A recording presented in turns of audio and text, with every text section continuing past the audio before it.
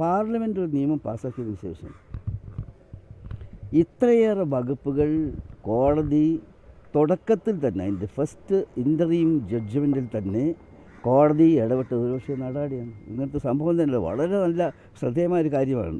കുറുക്ക് വഴിയിലൂടെ വർഷങ്ങളോളമായി വഖഫ് ചെയ്തിട്ടുള്ള ആളുകൾ അവരുടെ പരലോക മോക്ഷത്തിന് വേണ്ടി ആഗ്രഹിച്ച് ചെയ്തിട്ടത് നുള്ളിയെടുത്ത് തങ്ങളുടെ പാർട്ടിയുടേതാക്കുക, തങ്ങളുടെ ഗവൺമെൻറ്റേതാക്കുക എന്നുള്ള അവരുടെ ഹിഡൻ അജണ്ട എന്ന് തന്നെ പറയുന്നത് ഹീനിയസ് അജണ്ട അതിൽ ഇതിൻ്റെ ഫലമായിട്ട് അത് തടസ്സപ്പെട്ടിരിക്കുകയാണ്.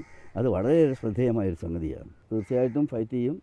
ഏതായിരുന്നാലും ഈ കാര്യത്തിൽ രാജ്യത്താകെ ഈ ഒരു ധാർമ്മികമായ ഒരു പ്രതിഷേധങ്ങൾ നടത്തിയ ആളുകളെ കൂടി ഞങ്ങൾ അഭിവാദ്യം ചെയ്യുകയാണ്.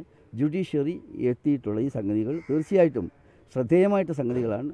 പൂർണ്ണമായിട്ട് ആ തൃപ്തിയിലേക്ക് വന്നിട്ടില്ലെങ്കിലും അത് മെയിൻ കേസ് ആർഗ്യൂ ചെയ്യുന്ന സമയത്തൊക്കെ പറഞ്ഞ് അതിലേക്ക് കൂടി വരുമെന്നാണ് ഞങ്ങൾ വിചാരിക്കുന്നത്. അത് ആരും പൂർണ്ണമായി സംതൃപ്തരാണെന്ന് പറഞ്ഞാൽ നമുക്ക് ഇനിയും എത്രയോ ഇഷ്യൂസ് സെറ്റിൽ ചെയ്യാനുണ്ടല്ലോ. ചില കഠോരമായ വകുപ്പുകൾ സുപ്രീം കോടതി സ്റ്റേ ചെയ്തത് ഞങ്ങൾ വളരെ സന്തുഷ്ടരാണ്.